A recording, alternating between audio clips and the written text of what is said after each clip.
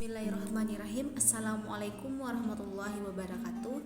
Perkenalkan, nama saya Indah Melia Kembang dengan NIM 2119083. Baiklah, di sini saya akan menjelaskan tentang pembahasan kami, yaitu pembelajaran akidah akhlak kelas 6 MI. Nah, materi yang kami pilih yaitu tentang bersihkan hati dengan memohon ampun yang terdapat pada bab 4 di buku Akidah Akhlak kelas 6 MI. Adapun poin-poin yang dibahas dari pembelajaran materi ini sendiri adalah yang pertama itu tentang istighfar.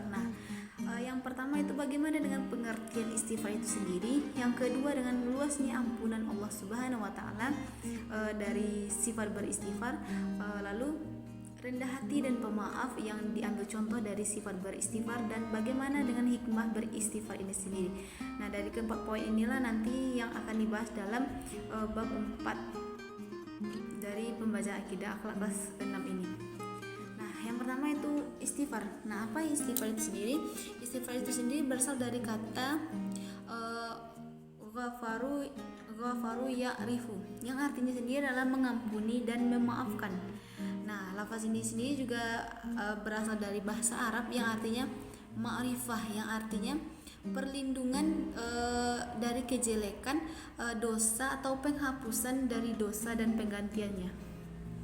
Nah, dan ada juga beberapa pendapat yang mengartikan tentang arti kata istighfar itu sendiri. Sedangkan secara terminologi atau secara istilah, ini adalah memohon ampun kepada Allah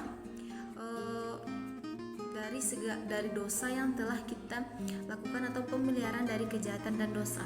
Nah, jadi kesimpulannya apa itu dari istighfar ini sendiri adalah permohonan ampun kepada Allah Subhanahu wa taala atas dosa-dosa yang pernah dilakukan oleh manusia itu sendiri. Nah, meskipun hanya kalimatnya pendek, tapi memiliki makna yang sangat dahsyat, sangat dalam dan sangat indah dalam hidup kita.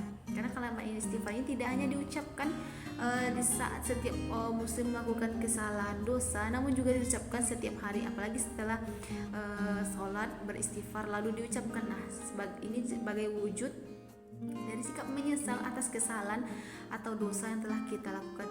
Nah, dengan beristighfar sendiri seseorang dapat bertobat kepada Allah Subhanahu wa taala.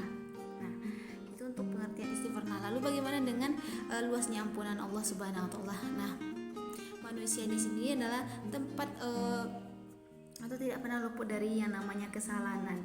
Jadi dengan beristighfar inilah sebagai wujud dari penyesalan atas dosa-dosa yang kita lakukan.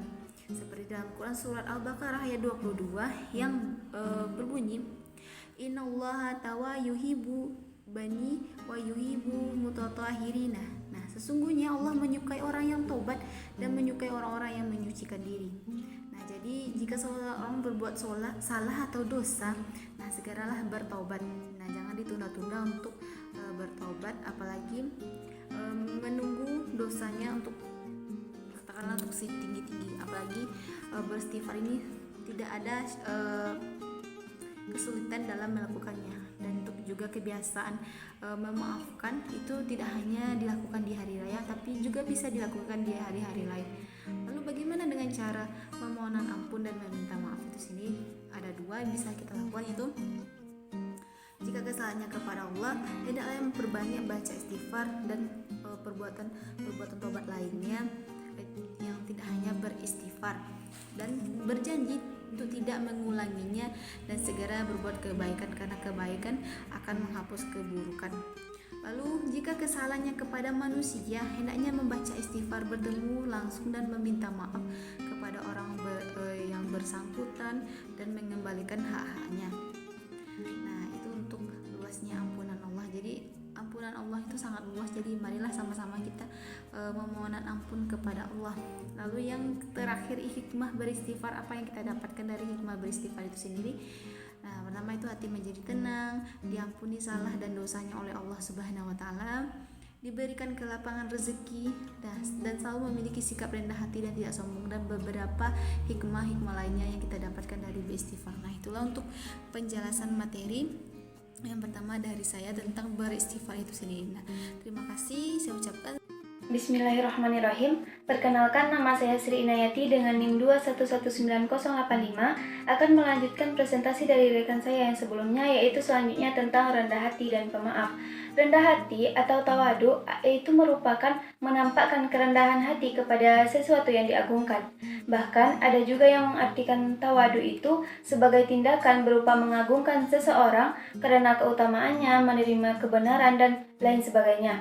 Nah, dengan sikap dan sifat rendah hati, seseorang itu akan lebih mudah menjadi seseorang yang pemaaf. Karena dengan rendah hati, kita itu akan memiliki kemampuan untuk mengakui kesalahan diri kita, ketidaksempurnaan, keterbatasan diri, dan keterbukaan untuk menerima kritikan, masukan, dan saran.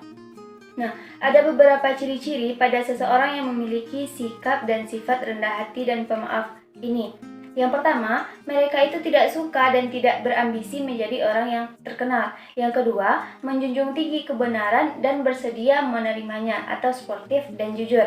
Yang ketiga, tidak segan dan malu bergaul dengan orang-orang miskin, bahkan membantu mereka.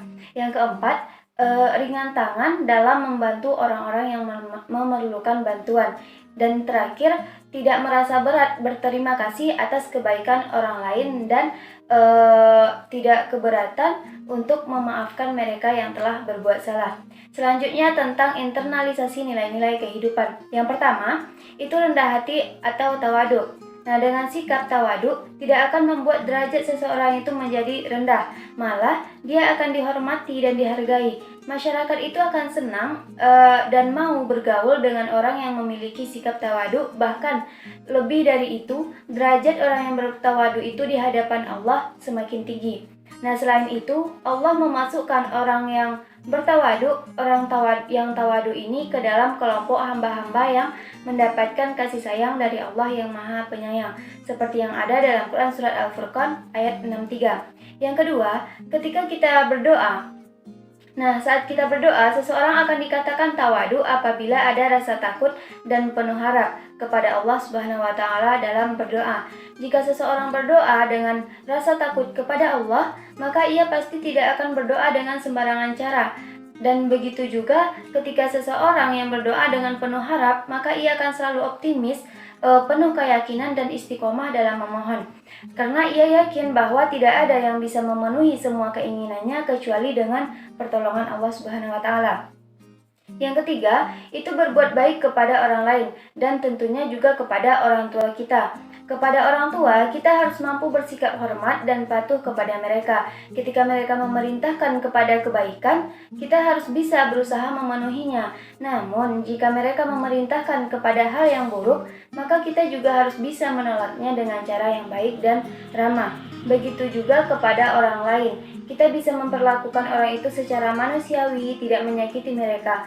Karena dengan memuliakan orang lain, kita akan bisa berusaha menekan keinginan untuk menyombongkan diri kita sendiri. Dan yang keempat, itu tidak berbangga dengan apa yang kita miliki. Karena sikap membanggakan diri itu sangat dekat dengan kesombongan. Sementara kesombongan itu merupakan lawan dari tawadu. Nah, dengan demikian, berusaha menahan diri dari sikap membangga-banggakan diri secara berlebihan akan memudahkan seseorang untuk menjadi pribadi-pribadi yang tawadu. Nah, sekian presentasi dari kami. Selanjutnya kami serahkan kepada moderator. Terima kasih.